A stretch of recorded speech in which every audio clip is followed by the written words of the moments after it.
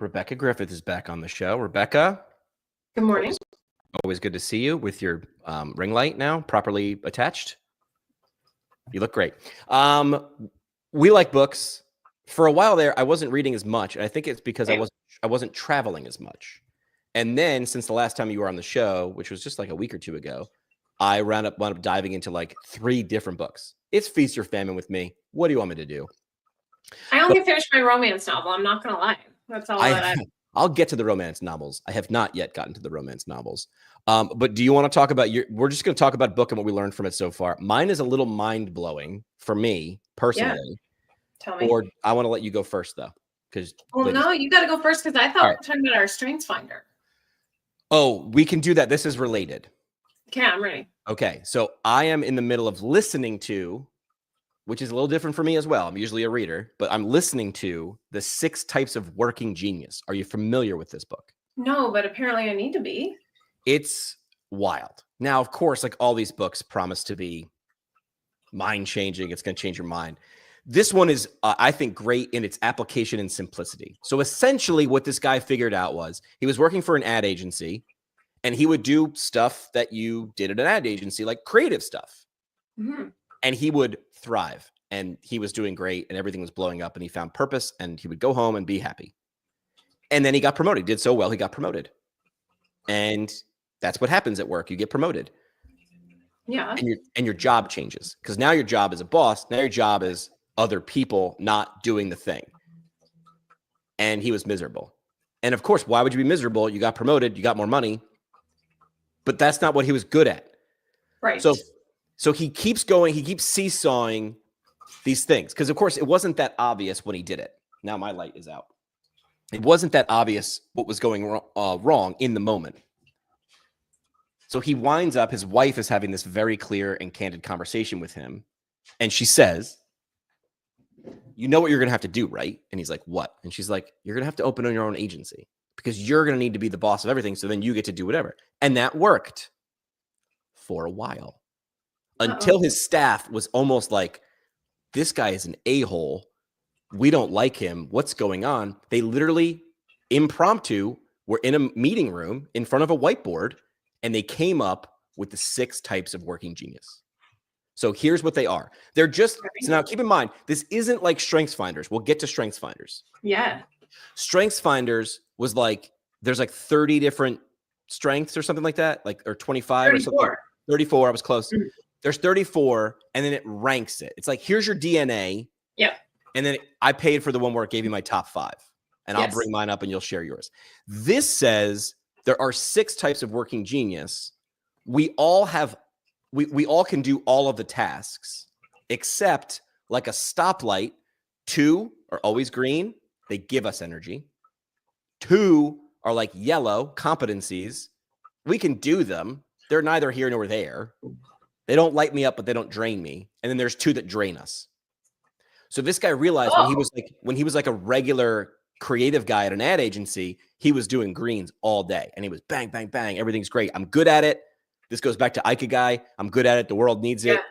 I can get paid doing it. Good. And I love it. Yeah. Bang, bang, bang, bang, bang. So greens are like Ikigais.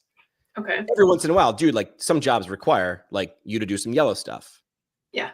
But the idea was he wasn't a bad person or worker. He was doing the wrong work for him. Right. So that made him kind of an a-hole. So they were like, well, then we need to take your frustration.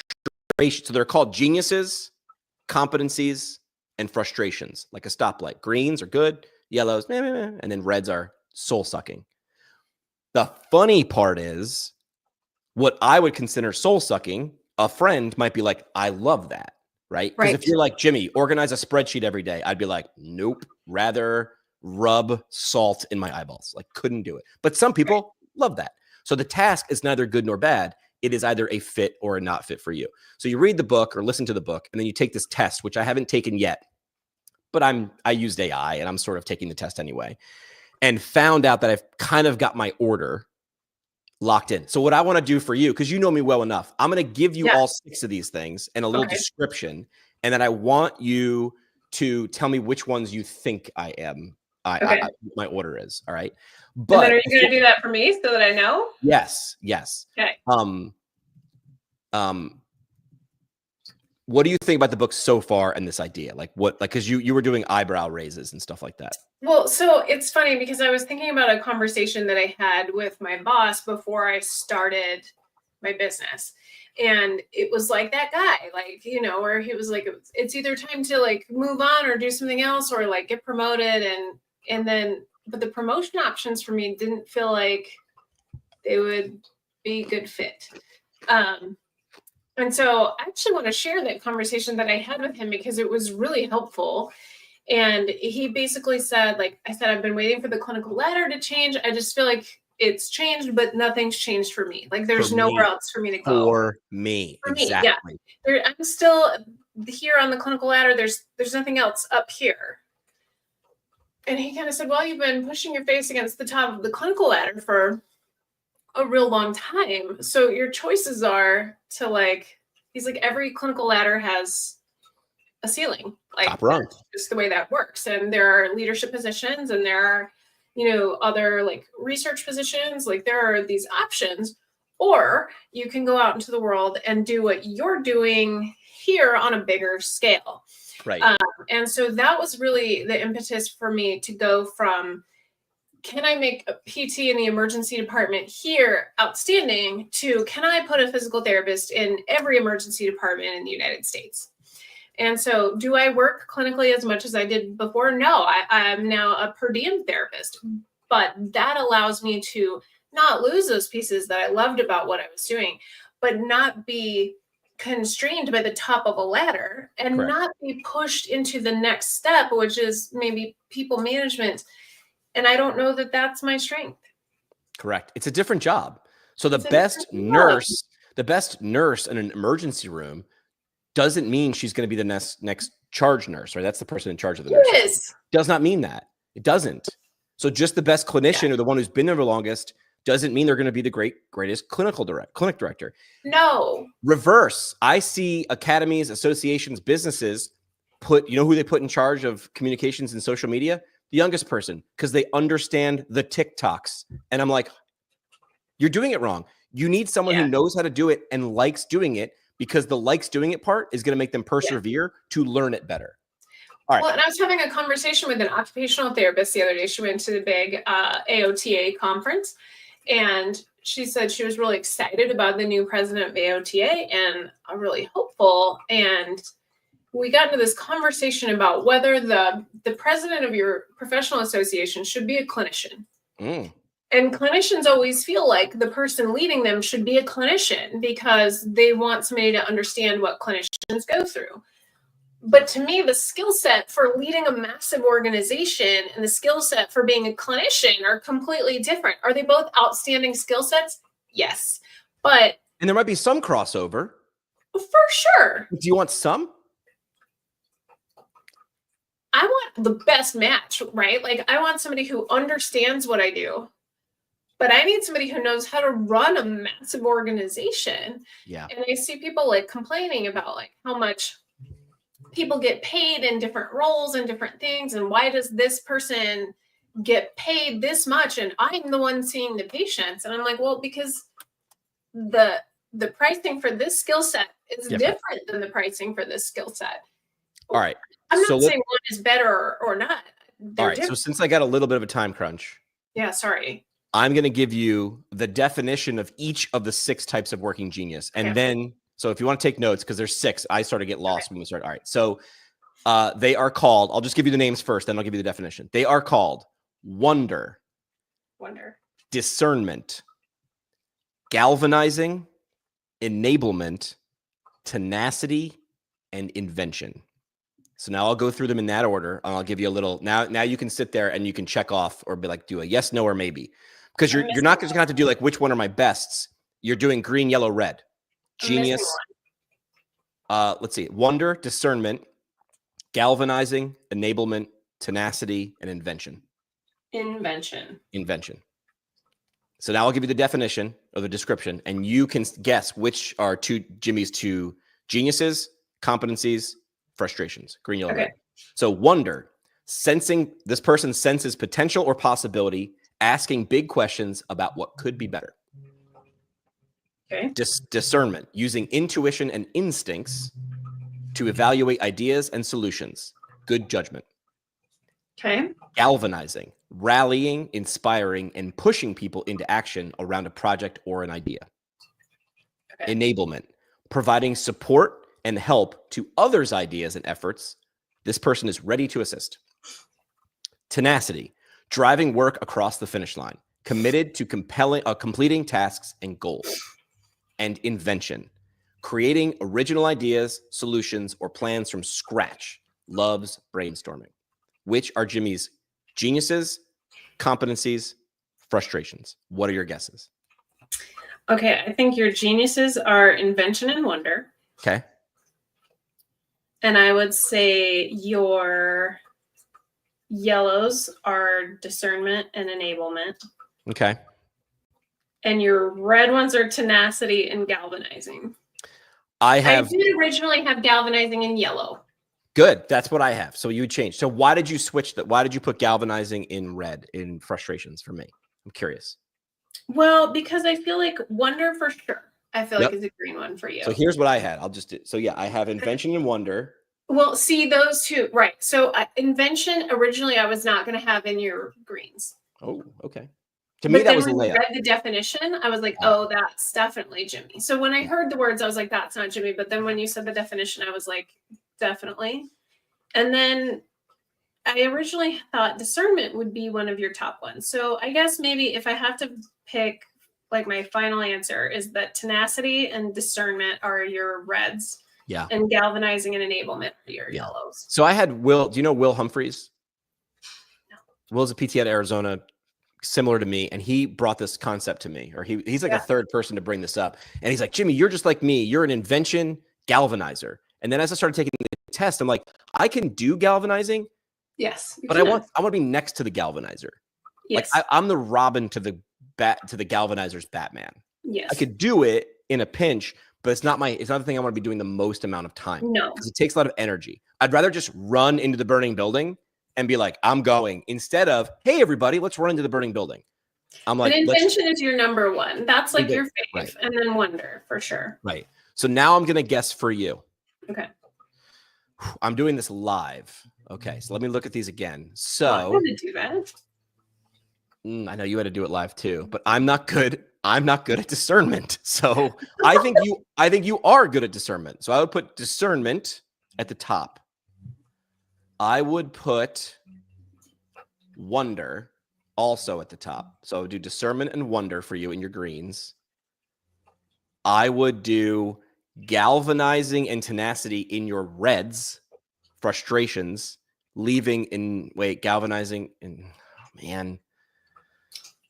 I think you're a yellow invention. I think your invention would be a competency. And now I've got galvanizing, enablement, and tenacity is on your bottom. You're like me, I think. Yeah. Yeah. And I think you would be a galvanizer in your yellow. You'd do it, but it wouldn't be your primary because that's a lot of energy, which means enablement would be on the bottom. Am I close? What is discernment again? Read that one again. Discernment is like, do you ever just someone who has like really good taste? You pitch them an idea, and even if they're not in your area of expertise, they're like, hang on, why would that work? And you're like, well, and they're like, I don't think it's there. They're not going to tell you how to fix it. That's different. But they're going to be able to assess. Like these are the people who can walk into a room and they're like, needs a couch, needs a rug, needs a plant. But in like any setting, in like they're good. Yeah. Not you? No, I feel like if I had to pick, my top two would be wonder and galvanizing. Oh, okay.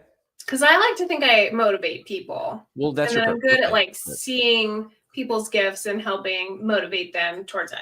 And so I would pick galvanizer and wonder for my top two. And then maybe discernment and invention second, and then tenacity and enablement last. Yeah, tenacity's tough. But those are the people. Yeah. Remember when I did Party with a Purpose? Yeah. It wasn't on purpose.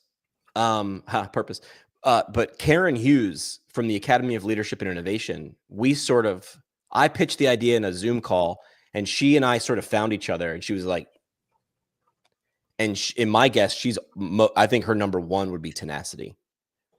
And I feel like the two of us together have so many good ideas, but we can't get them over the finish line. Correct. So without Karen, that event wouldn't have happened, even though everybody saw me as the person who put it on, because I was the loud one. I was like the one asking the questions. But without a Karen, without a tenacity, and she's probably enablement, without a Karen, that doesn't happen. It's a really great idea that sits on the shelf. Ideas are a dime a dozen, but you have to be paired. And so, what's the takeaway from all this? I need to hire tenacity. Well, Will has an organization called Virtual Rockstars, where he is like a matchmaking service for virtual assistants. You need to talk to Will, because Will is going to have you take 6 Types of Working Genius, and he has everybody that works who wants to work for him take it, and he matches the right people. Because now you have a common language, you have a common nomenclature, as the academics would call it, and you're able to say Jimmy doesn't need to hang out with Will on a regular basis.